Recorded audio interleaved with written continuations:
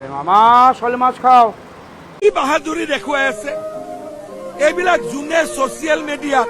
গৰুৰ মাংস খোৱাক সাপোৰ্ট কৰি আছে নহয়, তেওঁলোকক মই কৈছো গৰু কুৰবানী কৰা বা গৰুৰ মাংস খোৱাটো আইনৰ দ্বাৰা এতিয়া স্বীকৃত নহয়। तो खुलुमबाय बयखौबो फिन खनसे गोदान भिडिअ बरायबाय लोगोफोर आं दिनै नोंथांमोननि गेजेराव जोंनि इन्डियानि सिङावनो थानाय वेस्ट बेंगलनि मोनसे मन्दिर तारापीठ मन्दिरनि सोमोन्दै फंनैसो बाथ्रा फोरमायहरनो सानदों बा आपडेट होनो सानदों।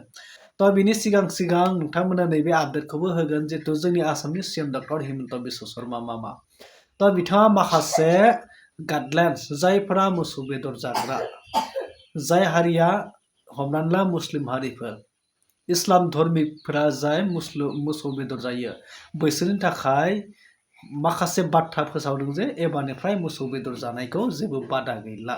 जेबो माने बेवहाय पुलिसाबो हमनो मोनला दा बेफोरबायदि बाथ्रा बुंनायखौ जों मोनदों। दा बिनि सिगां नोंथांमोना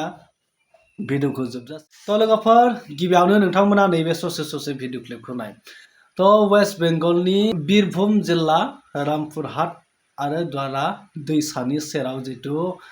मा तारापीठ मन्दिर दङ बेवहाय ओरैबायदि फुजा होनाय जायो, बेवहाय ना बेदर आरो जायखिजाया जानाय मुवा बेसादफोरजों फुजा होनाय जायो। तो नोंथांमोना बयबो मिथिखायो जानांगौ नैबे भिडिअ क्लिपखौ नायग्रो।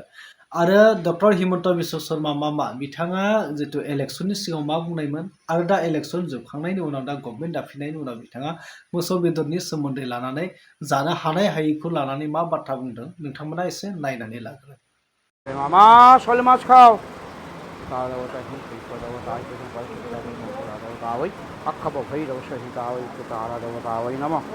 মা লেডিকেনি খাও, কলকাতা থেকে লেডিকেনি এনেছে মা তোমার জন্য। তুমি বলিদানের মাংস নিয়ে এসো দেখি, মার বলিদানের মাংস। হ্যাঁ চল চলে যা চলে যা, ফুল দিস নি, আমাকে ফুল দিতে হবে। হ্যাঁ নেই সবগুলো নিয়ে চলে যা, আমি যাচ্ছি।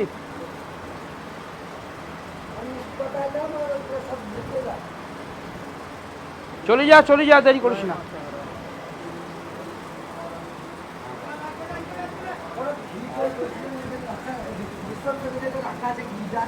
কি বিশ্বের রাখা আছে ওখানে ডিঙে ওইখানে একটা। কি বাহাদুৰি দেখুৱাই আছে এইবিলাক যোনে ছচিয়েল মিডিয়াত গৰুৰ মাংস খোৱাক সাপোৰ্ট কৰি আছে নহয়, তেওঁলোকক মই কৈছো কামাখ্যাক অপমান নকৰিব, শংকৰদেৱক অপমান নকৰিব, বটদ্ৰৱাক অপমান গৰু কুৰবানী কৰা বা গৰুৰ মাংস খোৱাটো আইনৰ দ্বাৰা এতিয়া স্বীকৃত নহয়। সেইবাবে মই সমগ্ৰ ইছলাম ধৰ্মী ৰাইজক বকৰীদৰ শুভেচ্ছা জনাইছো আৰু তেওঁলোকক মই ইমানেই আহ্বান জনাম, ইয়াত কোনো একশ্যন লোৱা, শাস্তি লোৱা, পুলিচ যোৱাৰ কথা নাই। মোৰ তেখেতসকলৰ ওপৰত অযুত বিশ্বাস আছে। মই তেখেতসকলক বিনম্ৰতাৰে সৈতে আহ্বান জনাম যাতে আন ধৰ্মৰ লোক থকা অঞ্চলত আপোনালোকে এনেকুৱা মাংসৰ কুৰবানী নিদিব বা এনেকুৱা জন্তুৰ কুৰবানী নিদিব বা এনেকুৱা পশুৰ কুৰবানী নিদিব যিয়ে আনজনৰ মনত দুখ দিব পাৰে। বাকী যি ধৰ্মীয় নীতি নীতি আছে আপোনালোকে সুন্দৰভাৱে পালন কৰক। মই আৰক্ষীকো কৈছো যে আপোনালোকে কাৰো পিছত দৌৰাদৌৰি কৰিব নালাগে। মোৰ ৰাইজৰ ওপৰত বিশ্বাস আছে, ৰাইজে আমাৰ এপিল বা ৰাইজে আমাৰ অনুৰোধ নিশ্চয় বিবেচনা কৰিব, গ্ৰহণ কৰিব। थारैनो नोंथांमोना बे फुजा होनायखौ नुबाय जिहेतु वेस्ट बेंगलनि बीरभूम जिल्ला रामपुरहाटआव बे मन्दिरा दङ मा तारापीठ मन्दिर होननानै बुङो। बेवहाय हाजार मानसिफोरा थाङो आरो फुजा होयो आरो बेयाव जि थांगोन ना बेदर जानाय लोंनाय बायदिसिना जानाय आदारफोरखौ लानानै थाङो, फिथाइ सामथाइ गासैखौबो जि जायो मानसिफोरा, जि मानसिया जानानै थांना थायो बेखौ बे मन्दिराव माने बावहैयो बा फुजा होयो। मेनलि बेयो जाहैबाय कालिमानि मन्दिर, कालिनि मन्दिर, कालि फुजा होनाय जायो बेयो मा तारापीठनि। तो अब्ला नोंथांमोना नैबे बाथ्राखौ एसे आन्दाज खालाम, जाय मन्दिर थानसालि गिर्जायानो जा तो जानाय लोंनाय बा बेफोरबायदि बेदर ना ओंखामफोरजों जोङो फुजाखौ होनाय नुवा, दा बेफोरबायदि होनोबो मोना खोमा दा बेफोरबायदि नाथाय नोंथांमोना मिथिगौना जितु हिन्दु धर्मआव ओरैबायदि शास्त्र हिन्दु शास्त्रफोराव माखासे बाथ्रा दङ बा लिरनायबो दंखायो जितु दा ना बेदर बा जानानै बा लांनानै मन्दिर सिङाव हाबनायनि जेबो एलाउड गैया बा बेफोरबायदि फुजा हैनो मोना हाबनो मोना नाथाय जों नुनो मोनदों बेफोरबायदि मन्दिराव ना बेदरजोंसो माने फुजाखौ होयो अब्ला मानसिया जिखौ जायो बेखौनो इसोराबो जायो नाथाय इसोरा सोरजिनाय बुस्थुखौ इसोरा बोरै जाखो दा बेफोरबायदि जायफोरा सनातन धर्म जायफोरा जयगुरु फालिग्रा बिथांमोनाथ' हाबा हुखायानो जा बे मन्दिर मस्जिदाथ' मन्दिर थानसालिफ्राथ' सिबिसालिफ्राथ' बादो गावनि न'खरावनो जाबावा दा बेफोरबायदि हिन्दु धर्मिफोरा सनातन धर्मफोरा नाथाय बेफोरबायदिया माने बेसेबां गनायजाथाव बेसेबां फोथायजाथाव दा नोंथांमोना कमेन्ट खालामना फोरमायहरदो जाय समाव मोसौ बेदरखौ निग्लेक्ट खालामो जाय समाव गोबां गुबुन गुबुन रोखोमनि बेदरफोरखौ हिन्दु धर्मफोरा माने निग्लेक्ट खालामो नाथाय दिनै बेफोरबायदि फुजासालियाव सिबिसालियाव ना बेदर लानानै फुजा हैनायखौ जों नुनो मोनो दा बेसेबां फोथायजाथाव बेसेबां गनायजाथाव नोंथांमोना बेखौ कमेन्ट खालामनानै फोरमायहरदो दा नेक्स्ट नोंथांमोना नुदों जितु आसामनि CM डक्टर हिमन्त बिश्व शर्मा मामा बिथाङा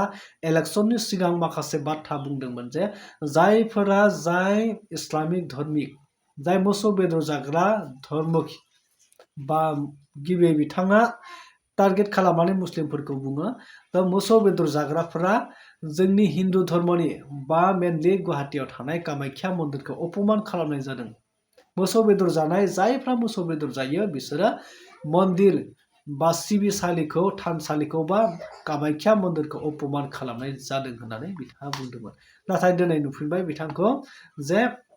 इलेक्शन जोबखांनायनि उनाव पावाराव फैफिनबाय गभर्नमेन्ट दाखांनायनि उनाव बिथाङा मा खालामखो मोसौ बेदरखौ जानो हासिगोन बेवहाय जेबो बादा गैया पुलिसाबो हमनो हाया आरो बेखौ गभर्नमेन्टनिफ्राय जेबो एक्सन लानाय जानाय नङा होननानै बुंबाय दा बेफोरबायदिखौ नुनो मोनदों जास्ट माखासे गाइडलाइन्सखौ बिथाङा फोरमायना होदों जे जाय जायगायाव बेफोरबायदि बेदर बा मोसौनि जे बेफार फालांगि बा दाननाय जानाय बे सोलिया जेरै हमना ला मन्दिर थानसालि दा बेफोरबायदि एरियायावल' बेफोरबायदि खाथियावलाय जायफोरा एलाउड गैया बेफोरबायदियावल' बाहायनो नाङा बाद बाखि नोंथांमोना जि इस्लामिक धर्मिक हिसाबै बा मोसौ बेदरखौ मा परम्परायै मा नेमखान्थियै बाहायो बेखौ बाहायनो हागोन गोसोबायदि बेफोरबायदिखौ बुंनो मोननाय जोङो नुनो मोनबाय थ' अब्ला नोंथांमोना सानदो बेफोर माने मोनफा राजनितिकनि मोनसे पलिसि नङा होमबा राजनितिकनि मोनसे केरियार दानाय दा बेखौ जों इसेबां बाथ्रा बुंनांगौ होननानै सानाखै जास्ट नोंथांमोना नैबे आपडेटखौ होदों नोंथांमोना मा बुजिनो मोनखो मा फोरमायनो सानो कमेन्ट सेक्सनाव थांनानै कमेन्ट खालामना फोरमायदो